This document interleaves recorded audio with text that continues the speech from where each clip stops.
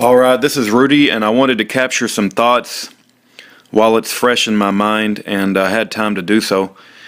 You guys know that a hard drive was sent down from Alaska. It has over a terabyte of data, and I'm picking apart the timeline of events and exactly Bill Fulton's role in this, and how the evil Department of Justice, who's known for putting aside the truth and going after the conviction, withholding exculpatory evidence, using perjured testimony.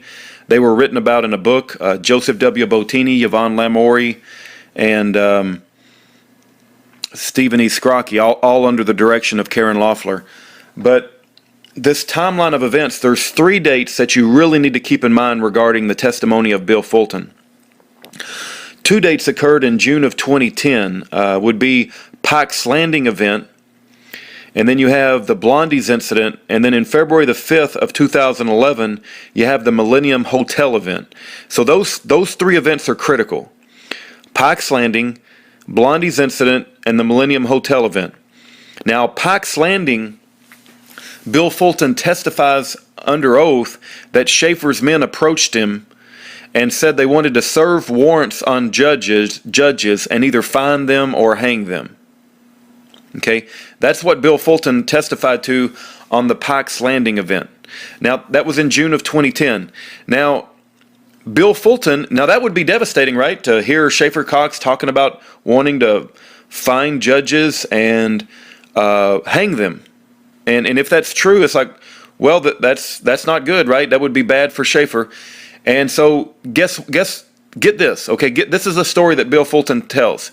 Bill Fulton says, I recorded that event, and I've got it on recording that Schaeffer approached me and wanted me to serve warrants, and we were either going to fine these judges, we were going to serve warrants on judges, fine these judges, or hang them.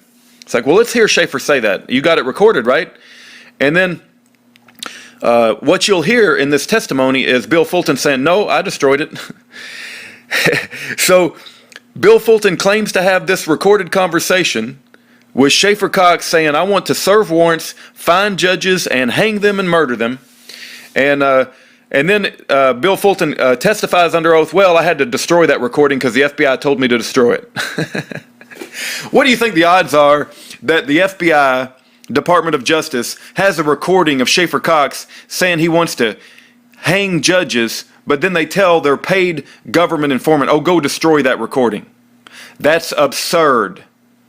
Okay? And then that's the Pike's Landing event. Now, that all we have knowledge of the Pike's Landing event is what Bill Fulton tells us.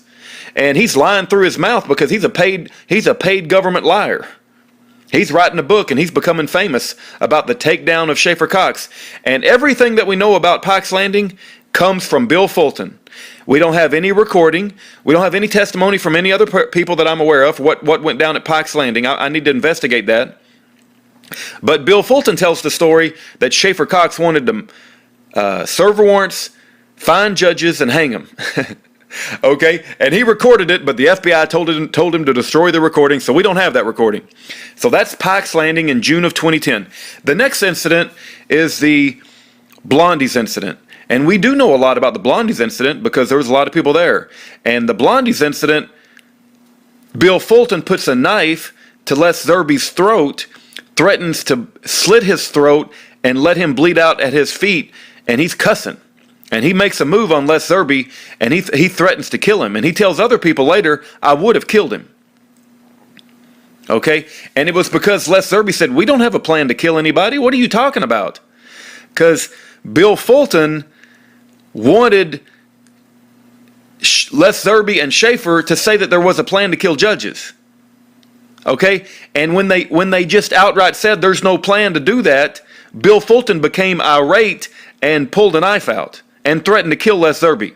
Okay? That's what's called the Blondies incident, which also occurred the day after the Pike's Landing incident, and it also occurred in June of 2010. Now roll the clock up just a little bit further, and you get to February the 5th of 2011, where you have an undercover camera in Bill Fulton's hotel room, and you got Lonnie Vernon, and Gerald J.R. Olson. Now you got 2 government informants and poor old truck driver Lonnie Vernon sitting in a nest of paid government informants. He's just sitting in a big old trap. He don't know any better, and he thinks he's with a couple of good old boys drinking beer. He don't know that he's with a Bill Fulton paid government informant and Hell's Angel con artist Gerald J.R. Olson. And not only that, but the 2 government informants in the hotel room, they don't even know about each other. You got the government just paying everybody to snitch on each other, and even the snitches don't know who all the other snitches are. And in that hotel room,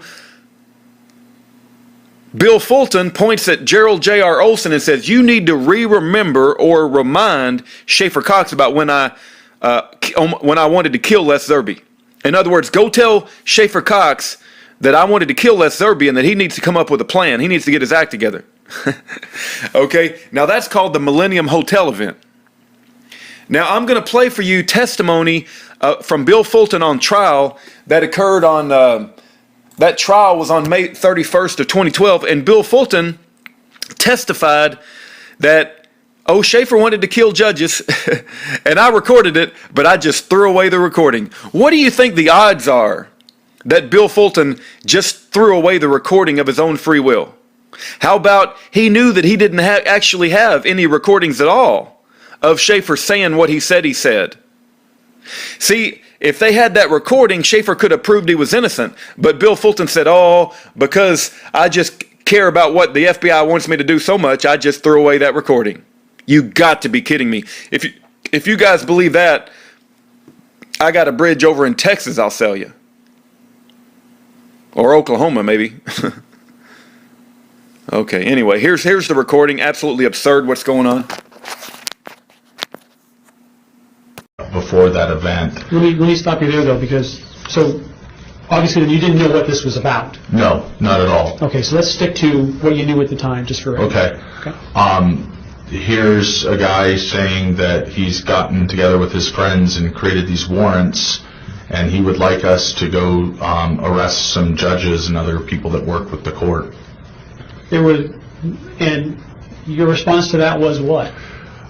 Personally? Personally, I was scared. You ever hear something like that before? No, sir.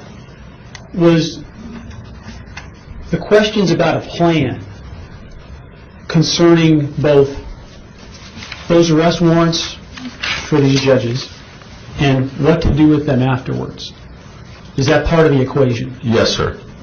Okay, so we got 2 things going on here then. One is arrest the judges and then what to do with them afterwards? Yes, sir. And were you advocating, or you can call it what you wish, pushing to find out information about what's going to happen after they do that? Yes, sir. Were you giving any details about what was going to happen after they did that? I was told that they would be tried and fined or hung, sir.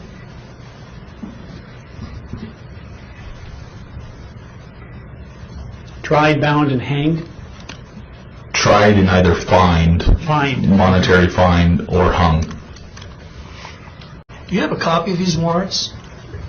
Which warrant, sir? The warrants that you said that Mr. Cox had created to serve on these people that you said they were judges? No, sir. Did you ever have the copies of those warrants? No, sir. And you recorded that meeting and then destroyed that recording? Yes, sir. I have no further questions. And you recorded that meeting and then destroyed that recording? Yes, sir. I have no further questions. And you recorded that meeting and then destroyed that recording? Yes, sir. I have no further questions.